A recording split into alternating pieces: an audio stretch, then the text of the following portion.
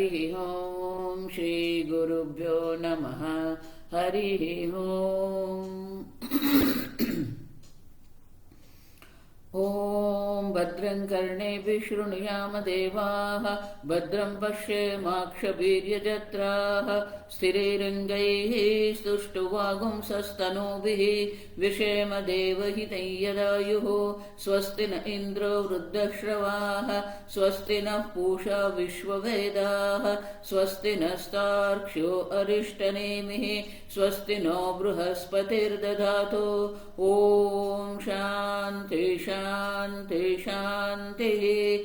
ॐ सहनाववतु सहनौ भुनक्तु सह वीर्यं करवावहै, तेजस्विनावधीतमस्तु मा विद्विषावहै। ॐ शान्ति शान्ति शान्तिः। सदाशिवसमारम्भां शङ्कराचार्यमध्यमाम् अस्मदाचार्यपर्यन्तां वन्दे गुरुपरम्परां।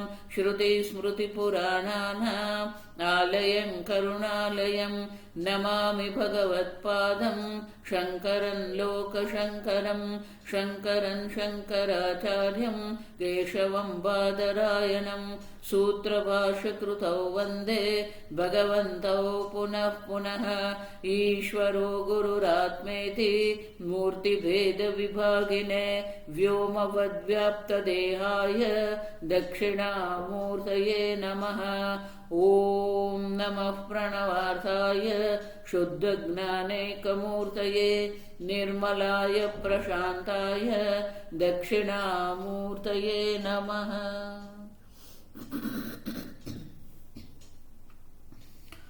ॐ प्रज्ञानांशु प्रदाने स्थिरचरनिकर व्यापिभिर्व्याप्य लोकान्, भुक्त्वा भोगान् सविष्टान् पुनरपि दिशनोद्भासितान् कामजन्यान्, पीत्वा सर्वान् विशेषान् स्वपिति मधुरमुं मायया भोजयन्नः।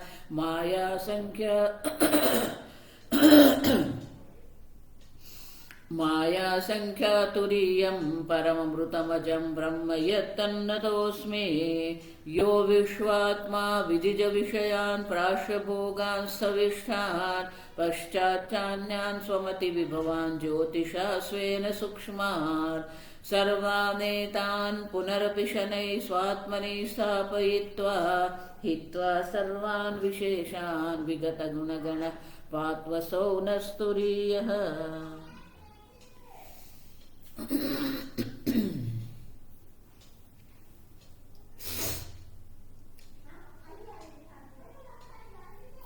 कारिका 41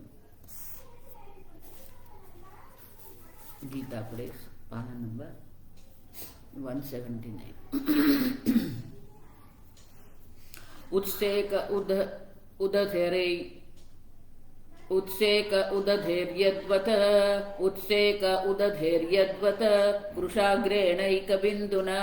कृशाग्रेणैकबिन्दुना मनसो निग्रह तद्वत्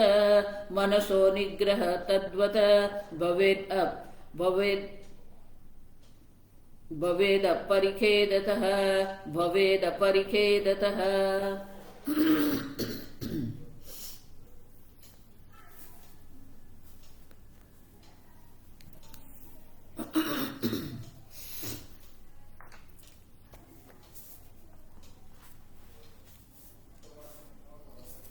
भाष्य।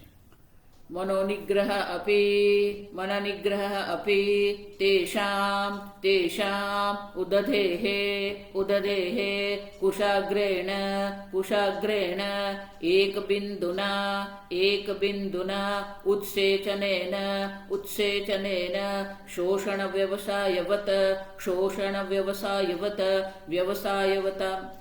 व्यवसायवताम् अनवसन्न अंतःकरणानाम् अनिर्वेदात् अपरिखेदतः भवति इत्यर्थः।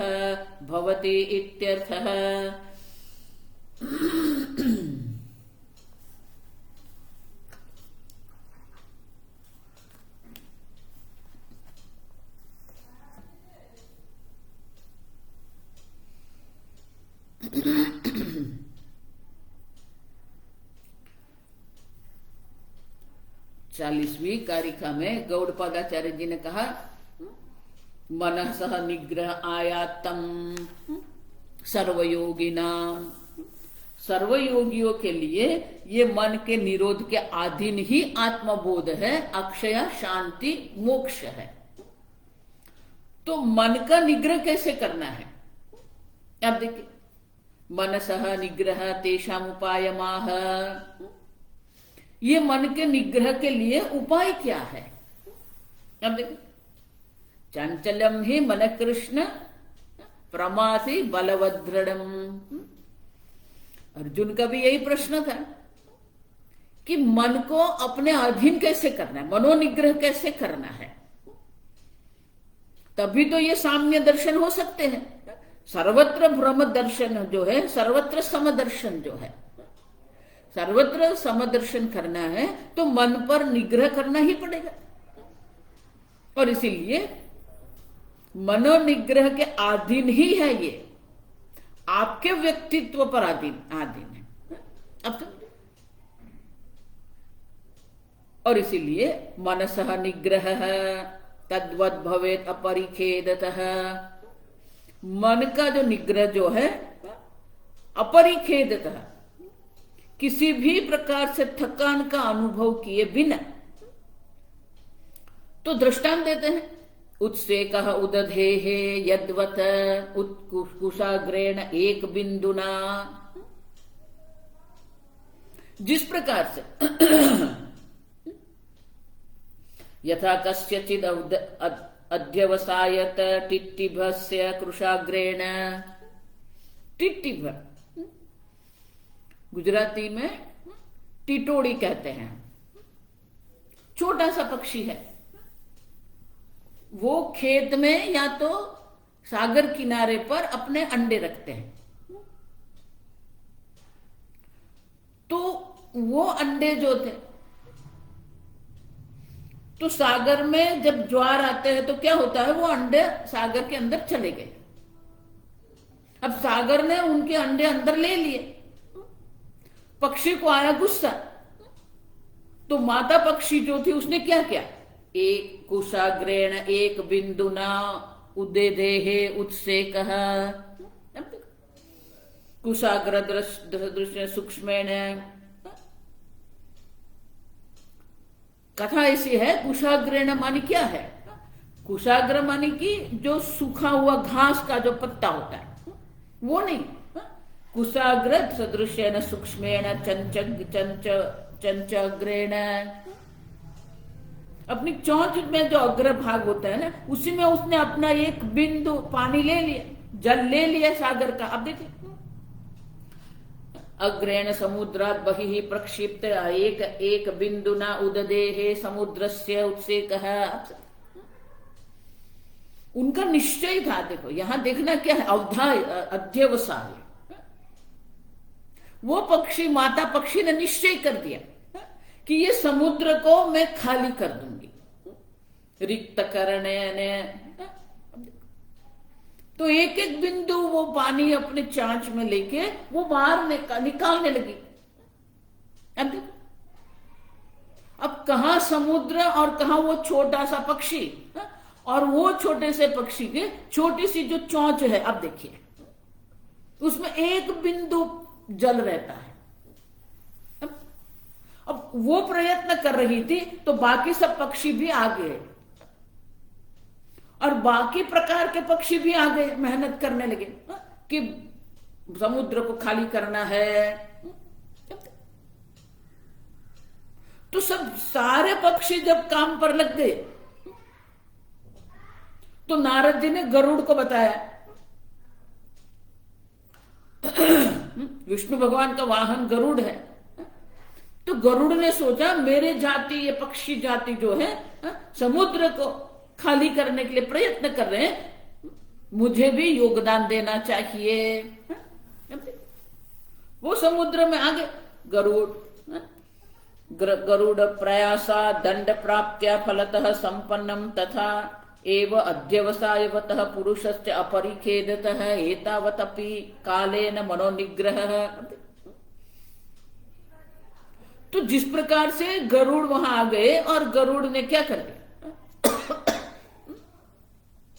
अपने पंख से वो समुद्र को सुखाने का प्रयत्न करने लगे और समुद्र को दंड दिया। तो दंड के कारण समुद्र ने जो माता पक्षी के जो अंडे थे वो दे दिए उनको। अब देखिए, तो यहां कथा में हमें देखना क्या है, आप समझो ठीक से। तो दृष्टांत के द्वारा गौड़पादाचार्य जी कह रहे हैं कि जो असंभव लग रहा है, भले कार्य हमें असंभव लगता है, संपूर्ण समुद्र को खाली करना असंभव है, फिर भी वो जो माता पक्षी का जो निश्चय था, अपने अंडे प्राप्त करने का जो निश्चय था और अंड प्राप्त करने के लिए वो जो प्रयत्न कर रही थी, आप समझे, उनका निश्चय किसके लिए था, अंड प्राप्त करना है और अंड प्राप्त करने के लिए समुद्र को खाली करना है। उसी प्रकार से हमारे अंदर भी वो अध्यवसाय होना चाहिए, मनसः निग्रह तद्वत। क्योंकि भगवान स्वयं कहते हैं असंशयम महाबाहो मनो दुर्निग्रहम चलम।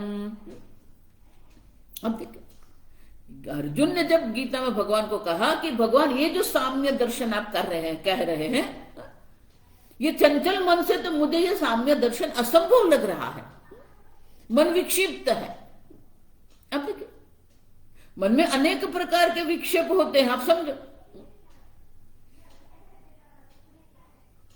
तो वो विक्षेप जो मन, चंचलता है, दृढ़ता है, प्रमाथी जिद्दी है मन, तो भगवान भी क्या कहते हैं, असंशयम महाबाहो। अर्जुन, उसमें कोई संशय नहीं है, मन चंचल है, दुर्निग्रह है, उनको निग्रहित करना अत्यंत कठिन है। अच्छा, मन चंचल है, उसमें भी कोई संशय नहीं है, और चंचल मन को निग्रहित करना भी अत्यंत कठिन है, उनमें भी कोई संशय नहीं है। लेकिन अभ्यासेन तु कौन्तेय वैराग्येण च गृह्यते। आप समझो, तो अभ्यास माने क्या है, जो हमें असंभव दिख रहा है, फिर भी अगर हमारा निश्चय है और निश्चय के अनुरूप हमारे प्रयत्न हम करते हैं, तो जिस प्रकार से छोटे से पक्षी को गरुड़ के अनुग्रह प्राप्त हो गया और अपने अंडे प्राप्त कर लिए। अब समझो, समुद्र को खाली नहीं किया है, लेकिन अंडे प्राप्त हो गए। आप समझो ठीक से। तो वो जो निश्चय जो है पक्षी का, तथा एव अध्यवसायवतः पुरुषस्य, उसी प्रकार से हमारा निश्चय होना चाहिए। अब देखो, निश्चय ही महत्व का है। व्यवसायत्मिका बुद्धि एकैह कुरु नंदन, हमारा निश्चय है कि नहीं? हमारा निश्चय जितना दृढ़ होगा उतना ही ये कार्य संभव होता जाएगा। अब समझो, भले उनका प्रयत्न समुद्र को खाली करना था, रिक्त करने के लिए था, लेकिन वो प्रयत्न समुद्र को रिक्त करने का था, लेकिन निश्चय किसका था? समुद्र को रिक्त करना निश्चय नहीं था। अब समझो ठीक से, निश्चय ये था कि मुझे मेरे अंडे प्राप्त करना है। अब और तो अंडे प्राप्त करने का जो निश्चय जो था, उसके लिए जो उपाय वो कर रही थी, माता पक्षी जो उपाय कर रही थी, उसी प्रकार से भले हमें लगता है कि यह असंभव है, लेकिन अगर हम उपाय करेंगे तो सहायता भी हमें मिलेगी। जिस प्रकार से पक्षी को पहले उनके जाति के पक्षी सब उनको मदद करने लगे, सहायता देने लगे, वो भी उनके साथ काम करने लगे और अन्य जाति पक्षी भी आ गए काम पर। अब देखिए, अब समझे, तो हमारे अंदर वो निश्चय होना चाहिए, मुमुक्षुत्वम। अब देखो, मुमुक्षु ही नहीं, मुमुक्षुत्वम हमारे अंदर। मुमुक्षुत्व मानी मुमुक्षुता है कि नहीं, मोक्ष प्राप्त करने की दृढ़ता निश्चय हमारा होना चाहिए। आप समझो, देखो इसलिए वेदांत सबके लिए क्यों नहीं है? वेदांत सबके लिए इसलिए नहीं है क्योंकि सबके अंदर वो मोक्ष की दृढ़ता नहीं है। वो मोक्ष का अध्यवसाय निश्चय जो है, वो निश्चय हमारे अंदर होना चाहिए। आगे जो मैंने कहा ना कि जब सब निश्चय हमारा हो जाएगा तो माया भी अनुकूल बन जाएगी। गुरु प्राप्त होना, भक्ति होनी, अब देखिए शास्त्र श्रवण करना, ये सब अनुकूलता हमें प्राप्त होती है। किसके कारण अनुकूलता प्राप्त होती है? माया अनुकूल बन जाती है। जो माया हमारे ब्रह्म ज्ञान के लिए प्रतिकूल है, वही माया अनुकूल बन जाएगी। हमें अनुकूल वातावरण मिलेंगे, गुरु मिल जाएंगे, शास्त्र श्रवण, हमारी बुद्धि भी उसी प्रकार की बन जाएगी। तो हमारा निश्चय होना चाहिए। जिस प्रकार से वो अंडे प्राप्त करने का निश्चय जिस प्रकार से वो माता पक्षी का था, उसी प्रकार से हमारे अंदर भी वो निश्चय होना चाहिए। तेषाम व्यवसायवताम उद्योग भागिनाम अनुद्वेगवताम इति संबंध है। अब देखो, निश्चय भी है, उद्योग भी है और अनुद्वेगवताम, कोई उसमें थकान नहीं है, अपरिखेदत है। अब देखो, माता पक्षी के अंदर किसी भी प्रकार के थकान नहीं है। अब देखो, तो वो समुद्र सुखाने के लिए प्रयत्न करने लगी। अब समझो, तो ये तीन जो माता पक्षी में जो है, एक तो अंड प्राप्त करने का निश्चय है और वो अंड प्राप्त करने के लिए जो उपाय किया, अब देखो, समुद्र को सुखा देना है, समुद्र को खाली करना है, और उनके लिए जो उद्योग वो कर रही है, और वो उसके अंदर कोई थकान का अनुभव नहीं, अपरिखेदता। उसी प्रकार से हमारे अंदर भी वो निश्चय होना चाहिए और वो निश्चय के अनुरूप प्रयत्न होना चाहिए। अब समझो, वो प्रयत्न को ही अभ्यास कहते हैं।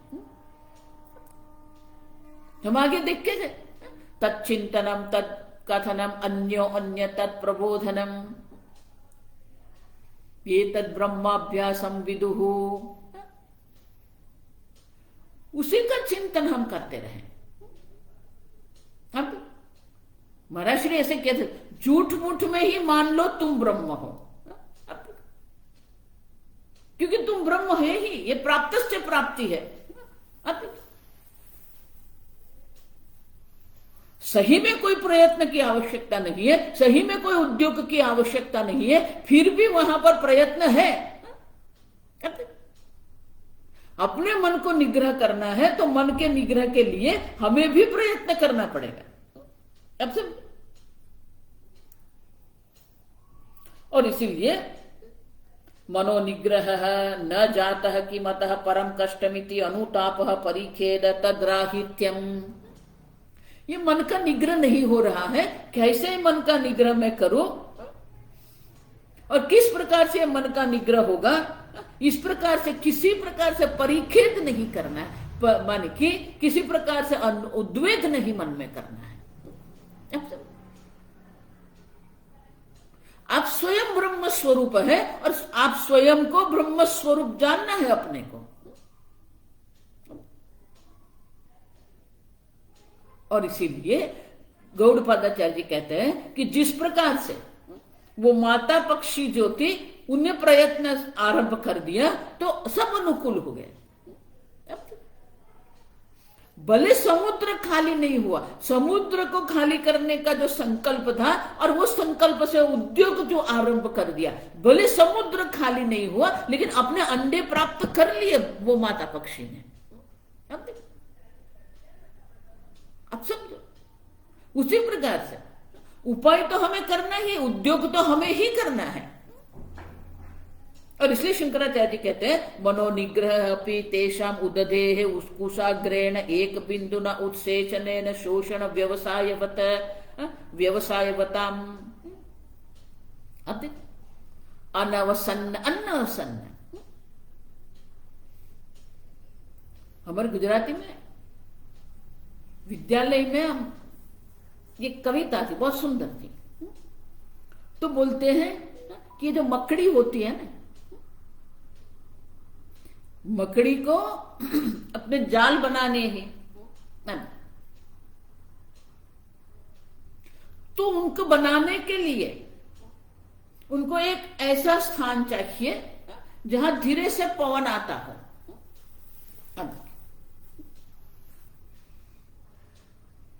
तो वो बनाने के लिए वो तंतु अपने ही मुख से वो निकालती है, लेकिन वो ऐसे ऐसे नहीं बन जाएगा। अब बहुत बारीक तंतु होते हैं, वो जो जाल उनको बनानी है, तो वो कहीं पर वृक्ष के ऊपर कहीं से पहले वो पहला एक तंतु उसको निकालना पड़ता है, फिर वो तंतु आसपास के स्थान पर पकड़ के फिर पूरी जाल बनाती है। देखो, इसलिए मैं कहती हूं घर की चार दीवार में मत बैठे रहो, जंगल में जाइए, देखिए, बहुत कुछ सीखना मिलेगा हमें। तो वो मकड़ी जब ये बनाती है तो कितनी बार वो गिर जाती है भूमि पर। अच्छा,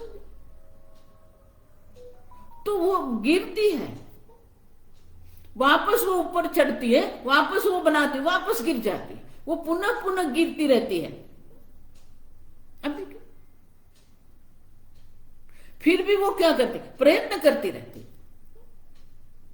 हमारा प्रयत्न जो है वो महत्व का, हमारा निश्चय जो है वो महत्व का है, और किसी प्रकार से भी थकान का अनुभव नहीं करना, हताश निराश नहीं होना है हमें। परिखेद मानी कि हमारे मन में एक प्रकार की हताशा निराशा आती है, ये नहीं होगा नहीं होगा। अब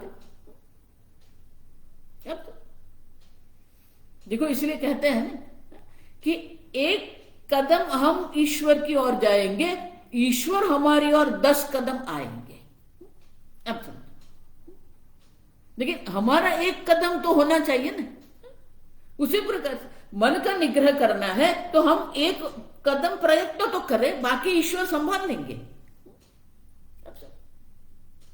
ईश्वर की भक्ति क्यों आवश्यक है? क्योंकि जन्म जन्मांतर से हमारे मन में ये विक्षेप जो है, अब समझो, लय है, विक्षेप है, उद्वेग है, विषाद है, निराशा है, ये सब मन में है। लेकिन अगर अभ्यास करते रहेंगे, पुनः पुनः अभ्यास हम करते रहेंगे, तो वो अभ्यास के फल रूप वैराग्य की भी हमें प्राप्ति होगी। अब समझो,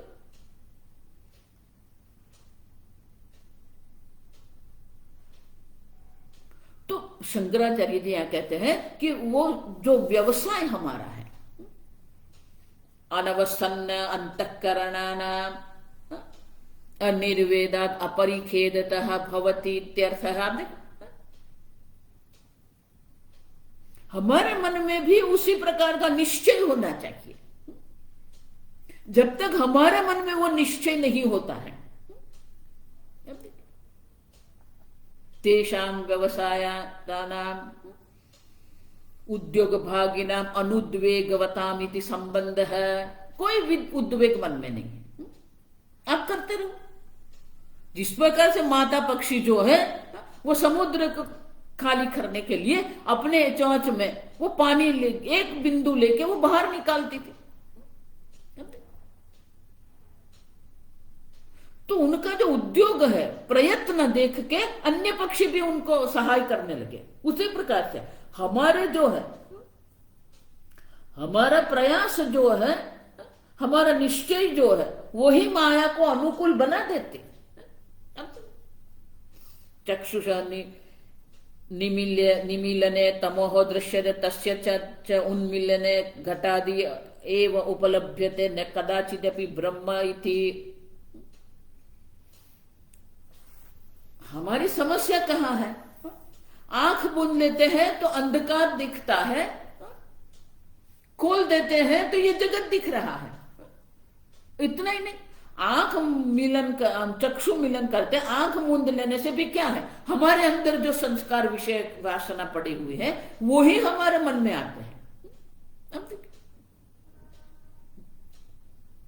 मन में अनेक प्रकार के अनुभव के संस्कार पड़े हुए हैं, जन्म जन्मांतर से ये संस्कार लेके हम आए हैं और वही हमें क्या कर रहे हैं, ब्रह्म चिंतन नहीं करने देते हैं, हमारे मन में उद्वेग बना के रखते हैं। अब देखिए, तद उद्वेग वर्जनात् प्राग उद्रियताना मनोनिग्रह संभवति। संभव है, अभ्यासेन तो कौन्तेय वैराग्येण च गृह्यते। आप समझो, हमारा प्रयत्न महत्व का है, हमारा निश्चय महत्व का है। अब बाकी सब भगवान संभाल लेते हैं। देखो, इसलिए मैं कहती हूं ईश्वर के अनुग्रह के बिना कुछ भी नहीं है। भगवान इसलिए तो कहते हैं सर्वधर्मान परित्यज्य मामेकम शरणं व्रज मत प्रसादेन। अब देखो, और अर्जुन भी क्या कहते हैं, त्वत्प्रसादेन मयाच्युत। अब समझो, लेकिन हमारा ही निश्चय नहीं है, हमें ही मोक्ष में प्राप्त करने का हमारा निश्चय नहीं है, तो भगवान भी क्या करेंगे। अब समझो, निश्चय हमारा होना चाहिए। भगवान तो अनुग्रह कर ही रहे हैं, ऐसा नहीं कि भगवान अनुग्रह नहीं कर रहे, भगवान का अनुग्रह तो हो ही रहा है। हमारा निश्चय नहीं है, इसीलिए हमें प्रतिकूलता दिखती है। आप समझो, अगर हमारा निश्चय जो है तो किसी भी परिस्थिति को हम अनुकूल बना सकते हैं। देखो, इसलिए समकालीन 3 भक्तों का दृष्टांत में हमेशा देते हैं। गुजरात में नरसिंह मेहता हो गए, महाराष्ट्र में जो तुकाराम हो गए और नामदेव हो गए, अभी भी उनकी पीठ है। आप समझो, वारकरी संप्रदाय उनको कहते हैं। महाराष्ट्र में उसको वारकरी संप्रदाय कहते हैं। नामदेव पीठ है, ज्ञानेश्वर पीठ है, तुकाराम पीठ है। आप सब तो तीनों जो भक्त थे, भगवान के भक्त थे, तीनों के जीवन में जो परिस्थिति थी बिल्कुल अलग अलग थी। नरसिंह मेहता की पत्नी का अवसान हो गया, तुकाराम की पत्नी अत्यंत कर्कशा थी, छोटी छोटी बात में भी वो झगड़ा करती रहती, और नामदेव की पत्नी जो थी बिल्कुल अनुकूल थी, वो भी भगवान की भक्त थी। अब देखिए, लेकिन तीनों ने ये एक ही, तीनों के जो मन में जो भगवान की भक्ति जो थी, वो भक्ति के लिए ये परिस्थिति तीनों ने अनुकूल ही रखी। नरसिंह मेहता ने कह दिया, अच्छा हुआ, चलो पत्नी नहीं रही, कोई जिम्मेवारी नहीं है, दायित्व नहीं है, आराम से भगवान का भजन करेंगे। तुकाराम ने कह दिया, भगवान इतनी कर्कशा पत्नी है आपने दिया है कि मन उसके और जाता ही नहीं, आपके यहां ही, आपके चरण में ही रहता है मेरा मन। और नामदेव ने कह दिया, भगवान इतनी अनुकूल पत्नी आपने दे दी है, हम आराम से आपकी भक्ति करते हैं। अब देखिए, अगर हमारा निश्चय है तो बाह्य किसी भी परिस्थिति जो है वो कभी प्रतिकूल नहीं होती, अनुकूल ही होती है। अब समझे, हमारा निश्चय होना चाहिए। अगर हमारा निश्चय है, हम कभी भी अपरिखेदतः कभी थकान का अनुभव नहीं करते, करते रहो, 1 बार करो, 2 बार करो, 3 बार का करते रहो। अच्छा, हमारा प्रयत्न जो है, हमारा निश्चय जो है वो महत्व का है। जिस प्रकार से वो माता पक्षी बिल्कुल छोटी होती है, आप समझो, वो जो टिट भी जिसको हम कहते हैं वो बहुत छोटी होती है, करीब करीब 3 इंच से भी बड़ी नहीं होती है वो तो। अब देखिए, तो वो भी प्रयत्न करने लगी। निश्चय था ना, मुझे अंड प्राप्त करना है, मेरे अंड मुझे प्राप्त करना है। और उनके लिए उनके अनुसार जो उनको उपाय लगे वो उपाय करने लगी। वो समुद्र को सुखाने लगी। अब से भले ये संसार इतना बड़ा है, भले कुछ भी है, हम प्रयत्न करें वो महत्व का है। हमारे प्रयत्न से ही माया अनुकूल होगी। हम ही प्रयत्न नहीं करेंगे, हम ही खेद करके बैठ जाएंगे, हम ही उद्वेग करते रहेंगे, मुझे कैसे ब्रह्म ज्ञान होगा, मैं तो ऐसा नहीं। हम प्रयत्न करते रहेंगे। वो प्रयत्न से ही हमें ये ब्रह्म ज्ञान होता है, क्योंकि वो प्रयत्न से ही मनोनिग्रह हो जाएगा, और मनोनिग्रह होगा तो अवश्य ब्रह्म ज्ञान होगा। और इसीलिए ये गौड़पादाचार्य जी कहते हैं कि किसी भी प्रकार से खेद रहित होके, हताश निराश न होके, मन में विषाद न करके हम प्रयत्न करते रहें।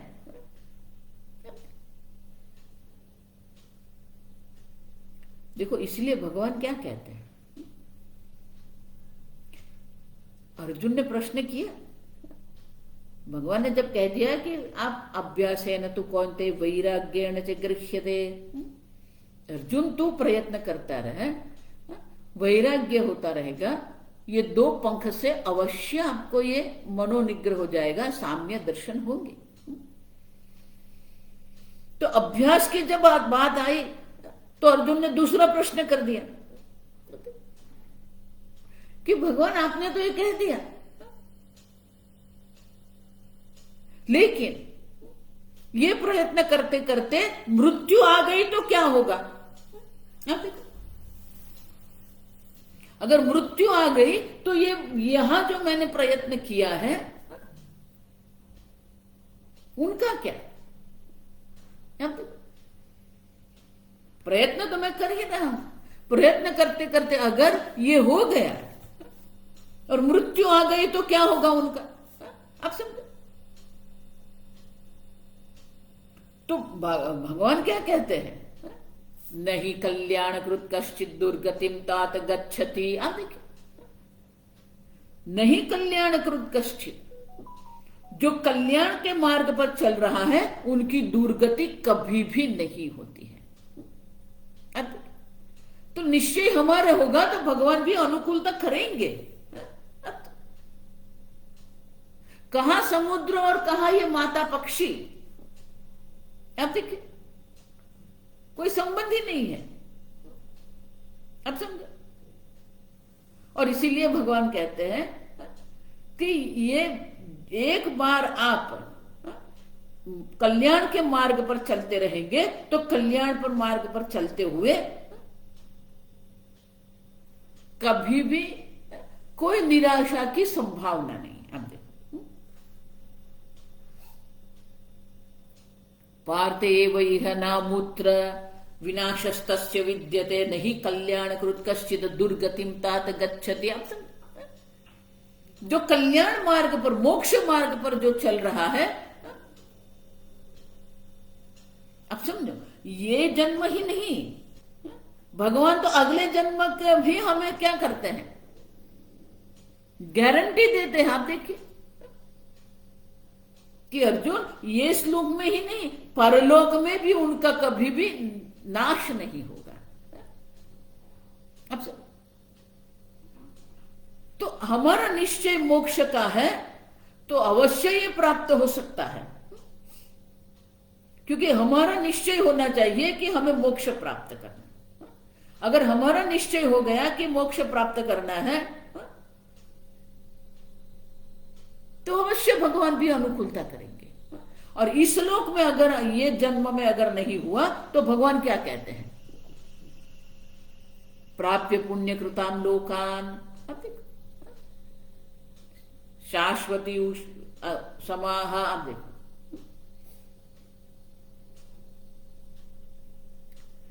तो पुण्य के कारण इस जन्म में जो तपश्चर्या की है वो पुण्य के कारण क्या होगा, उषित्वा शाश्वती समाह, अनंत काल तक उनको ऊर्ध्वलोक में उनका रहेगा जन्म। फिर वहां से क्या होगा, अब देखिए, शुचि नाम श्रीमताम गेह योग भ्रष्टो भी जायते। अब देखो, इस जन्म ही नहीं, भगवान तो अगले जन्म का भी कह रहे हैं। तो भगवान के शब्द में हमें श्रद्धा है कि नहीं? अगर भगवान के शब्द में हमें श्रद्धा रहेगी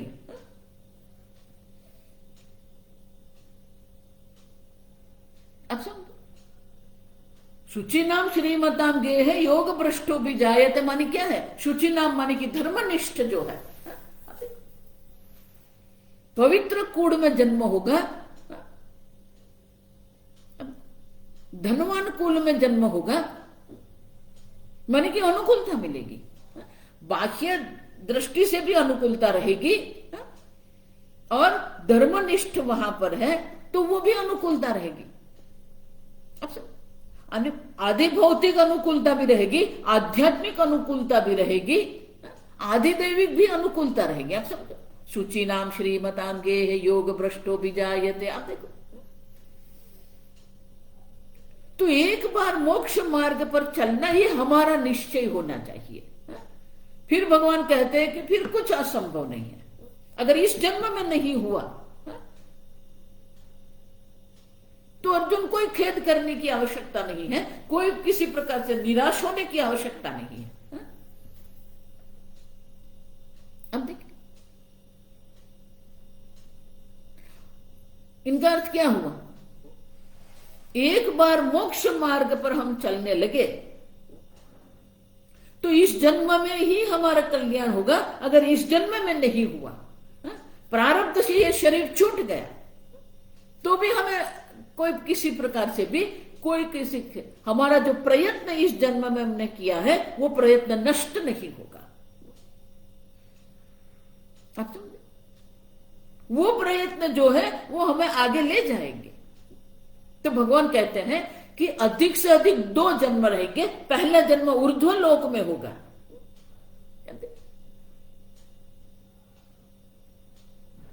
पाप प्राप्य पुण्य कृताम लोकाम उषित्वा शाश्वती समाह, अनंत काल पर्यंत वो स्वर्ग लोक में ऊर्ध्व लोक में उनका निवास होगा।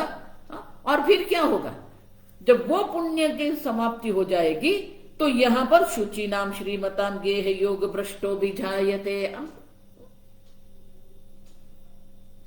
अथवा योगी नाम एव कूले भवति धीमताम। अगर इस जन्म में वैराग्य दृढ़ है और किसी प्रकार से कोई आधिभौतिक पुण्य की प्राप्ति नहीं की है तो वो स्वर्ग में भी नहीं जाना पड़ेगा, सीधे सीधे यहां ही योगी के कुल में उनका जन्म होगा। और एक बार यहां जन्म हो गया तो फिर क्या है, लभते पौर्वदेहिकम बुद्धि, पूर्व देह में जो आध्यात्मिक मार्ग पर जो चले हुए जो बुद्धि है वही बुद्धि उनको यहां ले आएगी।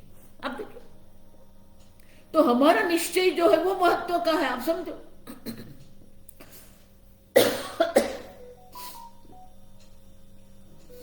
तत्र बुद्धि संयोगम लभते पौर्वदेहिकम। अब समझो, अगर इस जन्म में नहीं हुआ तो भगवान कह रहे हैं कि अगले जन्म में तो पौर्वदेही का, पूर्व देह में जो आध्यात्मिक मार्ग पर हम चल रहे थे वहां से ही हमें आगे चलना है, वो कोई नष्ट नहीं होगा हमारा। आप समझे, तो हमारे अंदर मोक्ष का निश्चय होना चाहिए, हमारे अंदर वो उद्योग मानी प्रयत्न होना चाहिए। देखो, इसलिए बहुत दिनों से मैं आपको कह रही हूं, आपके व्यक्तित्व का निर्माण आपको करना पड़ेगा, आपके मनोनिग्रह आपको करना पड़ेगा। और मनोनिग्रह करने के लिए ईश्वर की भक्ति आवश्यक है। आप समझे, ईश्वर के अनुग्रह से सब संभव हो सकता है। अर्जुन को भी क्या लगता था कि इतने 11 अक्षौहिणी सेना थी उनके पास, और पांडवों के पास 7 अक्षौहिणी सेना थी। और सामने कौन थे? भीष्म पितामह, द्रोणाचार्य, कृपाचार्य। उतने ही नहीं, द्वारिका की अजय सेना भी कौरव के पास थी। अब द्वारिका की अजय सेना थी, भीष्म पितामह जो कभी भी किसी भी युद्ध में उनका पराजय नहीं हुआ, अजय भीष्म पितामह। और धनुर्विद्या के प्रचंड द्रोणाचार्य। अब तो अर्जुन के मन में भी संशय था कि इतने बड़े योद्धा वहां थे, द्वारिका की अजय सेना कौरव में है, फिर भी भगवान उनके पक्ष में थे। आप समझो, भक्ति की महिमा जो है ना, अगर भक्ति की महिमा हमें समझ में आ जाए ना, तो कुछ भी असंभव नहीं है। आप समझो, भले यहां भक्ति की बात नहीं की है, आप समझना।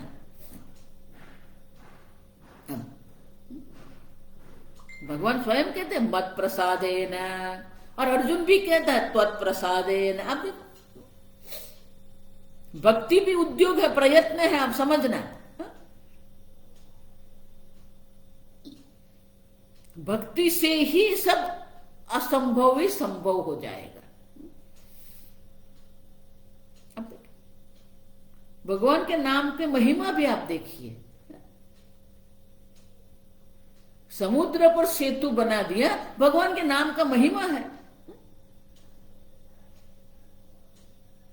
पूरी वानर सेना एक एक पत्थर लाते थे, हनुमान जी उनके ऊपर राम लिख देते थे और तैरते थे वो पत्थर। रावण को भी आश्चर्य हो गया कि ऐसे समुद्र में पूरा सेतु कैसे बन गया। तो राम भगवान ने भी देखा कि इतना जल्दी सेतु कैसे बन रहा है। तो भगवान राम ने हनुमान को बोला है, बोले हनुमान जी इतने जल्दी जल्दी सेतु कैसे बनता है। तो हनुमान जी ने बोला ठीक है, हो रहा है भगवान, आप चिंता मत करिए। नहीं नहीं, मुझे बताओ। तो बोले नहीं कुछ नहीं भगवान, मैं आपका नाम लिख देता हूं, हो जाता है। अच्छा, मेरे नाम से होता है, तो एक पत्थर मुझे भी दे दो, मैं करता हूं। भगवान राम ने क्या किया, वो पत्थर हाथ में लेके समुद्र में डूब गया। भगवान राम को आश्चर्य हुआ कि हनुमान मेरे नाम लिख देते हैं तो ये पत्थर तैरने लगते हैं, और मैंने छोड़ा तो वो तो नीचे चले। तो हनुमान जी बोले भगवान आप जिसको छोड़ देते हैं उनका कल्याण कैसे होता है।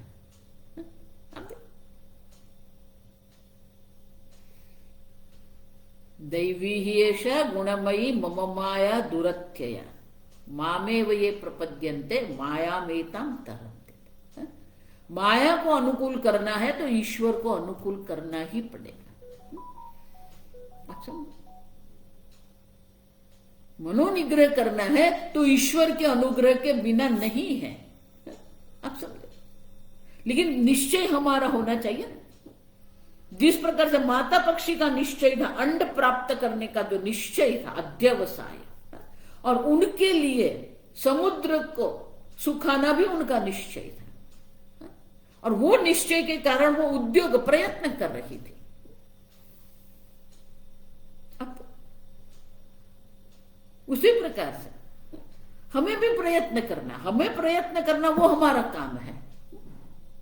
बाकी सब अनुकूल हो ही जाएगा। अगर अनुकूल नहीं होता है तो कहीं ना कहीं हमारे प्रयत्न में, हमारे निश्चय में कुछ अयोग्य है। आप समझो, देखो ये भागवत में ध्रुव की जो कथा है, आप समझो, ध्रुव के पिता ने उनका अपमान कर दिया, गोद में नहीं बैठाया। माता के पास गए, माता भी जानती थी, माता ने क्या कहा, भगवान का नाम लो। ध्रुव जंगल में गए, 6 मास में भगवान विष्णु के दर्शन हो गए। कैसे? बालक ध्रुव है, लेकिन उनके जो प्रयत्न जो थे ना, अब भागवत में पढ़ो क्या प्रयत्न थे उनके। 1 मास फल खा के उन्होंने किया, फिर 1 मास पत्ते खा के किए, अब समझ, फिर 1 मास जल, मात्र जल, अब समझ। तो इतना दृढ़ प्रयत्न था ध्रुव का, तो 6 महीने में भगवान को दर्शन देना पड़े। हनुमान जी ने मंत्र, नारद जी ने मंत्र दे दिया, ओम नमो भगवते नारायण वासुदेवाय, ओम नमो भगवते वासुदेवाय। नारद जी ने मंत्र दीक्षा कर दी, वो भगवान का नाम लेते रहे। अच्छा, प्रयत्न हमारा होना चाहिए। जिस प्रकार से माता पक्षी कुशाग्रेण एक बिंदुना उददे है उत्से कहा, अब देखो ये कार्य ही हमें बहुत हास्यास्पद लगता है कि समुद्र को एक एक बिंदु से कैसे खाली कर सकते हैं, कैसे सुखा सकते हैं। फिर भी वो करती थी ना, बस हमें भी वही करना है।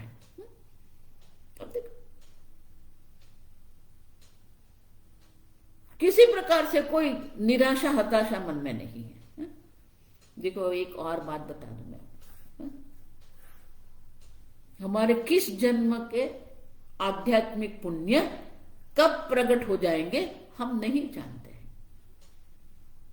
हमारे प्रारब्ध में कल क्या होने वाला हम नहीं जानते हैं। राजा कब रंक बन जाता है और रंक कब राजा बन जाता है, वो सब भगवान के हाथ में है। एक क्षण में बिल्कुल बदल जाता है ये जगत। तो प्रयत्न हमारा होना चाहिए, फिर कर्मफल दाता ईश्वर है ही। देखो इसीलिए मैं कहती हूं, हम भगवान को भी श्रद्धा है, लेकिन कर्माध्यक्ष भगवान है, कर्मफल प्रदाता भगवान है, वो श्रद्धा आप करके रखो। मेरे सर्व प्रयत्न में कर्माध्यक्ष ईश्वर है, ईश्वर अर्पण बुद्धि रखो। और जितने भी कर्मफल आपको प्राप्त हो रहे हैं वो प्रसाद बुद्धि रखो, विरोध मत करो, संघर्ष मत करो। हम ईश्वर के साथ इतने संघर्ष में पड़े रहते हैं। पूज्य स्वामी जी बहुत सुंदर कहते हैं कि ये संघर्ष छोड़ दो, ऐसा क्यों हुआ, ऐसा क्यों होता है, ये क्यों नहीं हुआ, छोड़ दो।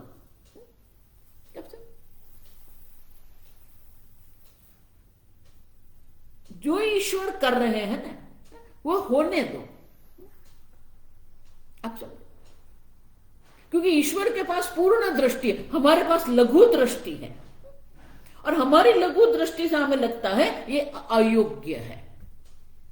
लेकिन ईश्वर की पूर्ण दृष्टि पर अगर हमें श्रद्धा होगी ना तो असंभव भी संभव बन जाएगा। अब अर्जुन को ही देखिए,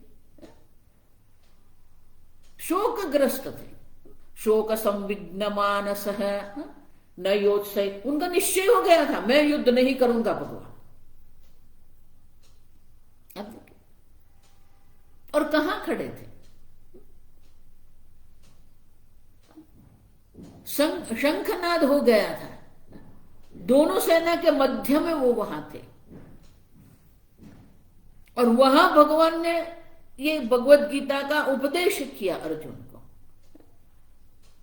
अब देखिए, और अर्जुन ने भी कहा नष्टो मोह स्मृतिर्लब्ध तत्प्रसादात् मयाच्युत। अगर युद्ध भूमि में भगवान उपदेश कर सकते हैं तो हमारा जीवन भी रण भूमि ही है। आप समझे, प्रयत्न करना हमारा काम है, निराश नहीं होना हमारा काम है, बाकी सब ईश्वर करते हैं।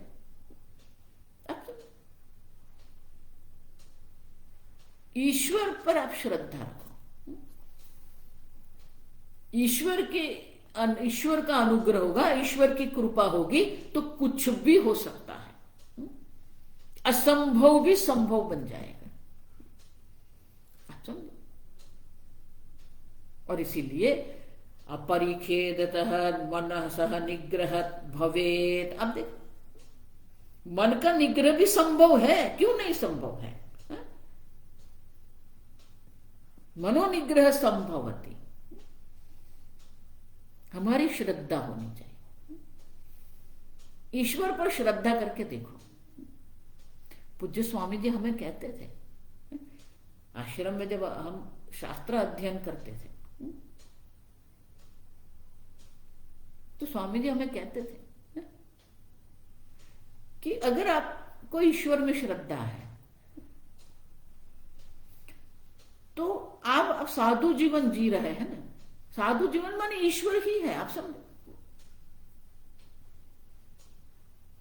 तो स्वामी जी कहते थे कि आप बैठ जाए एक वृक्ष के नीचे, देखो कोई ना कोई आके आपको भोजन दे देगा।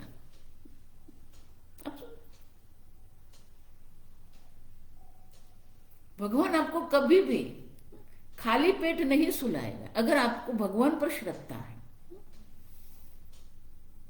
आप सो जाएंगे, खाली पेट कभी नहीं सोएंगे आप। श्रद्धा होनी चाहिए ईश्वर पर, शास्त्र पर, गुरु पर, अपने आप पर श्रद्धा। और इसलिए गौड़पादाचार्य जी ये दृष्टांत देते हैं कि बिल्कुल असंभव होता था, फिर भी वो संभव हो गया। आप देखो, आप भी करो उसी प्रकार से। और इसीलिए उनके लिए, मनोनिग्रह के लिए उपाय हमें करना पड़ेगा। ईश्वर नहीं करेंगे, करेंगे हम। आप सब, इसलिए मैंने कहा कि हम एक कदम ईश्वर की ओर जाएंगे ना, ईश्वर हमारी ओर 10 कदम आएंगे। आप समझो। लेकिन एक कदम तो ईश्वर की ओर जाए हम।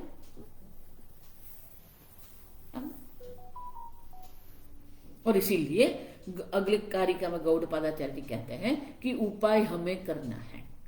उपाय न निगृहण्यात्, उपाय से हमें करना है। और उपाय क्या है? अभ्यासेन तु कौन्तेय वैराग्येण च गृह्यते। अब देखो, देखो योग शास्त्र में भी वही है।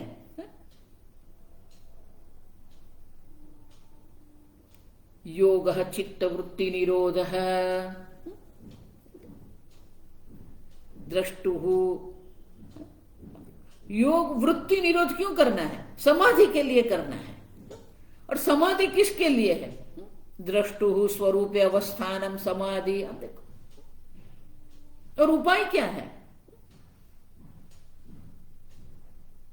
अब देखो, अभ्यास वैराग्याभ्याम तन्निरोध है।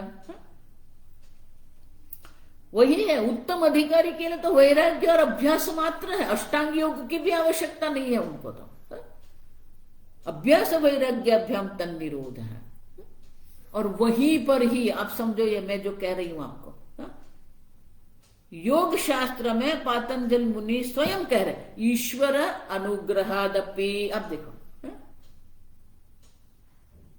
ईश्वर के अनुग्रह से भी समाधि होती है, वैराग्य और अभ्यास से भी समाधि होती है। अब देखो, सूत्र है ईश्वर अनुग्रहादपि। अगर ईश्वर का अनुग्रह हो जाएगा तो असंभव भी संभव हो जाएगा। और इसीलिए दोनों आवश्यक है, अभ्यास की भी आवश्यकता है, उपायेन। और इसीलिए गौड़पादाचार्य जी अगली कारिका में कहते हैं ये उपाय जो है, और उपाय क्या है? अभ्यास और वैराग्य, और कोई उपाय नहीं है।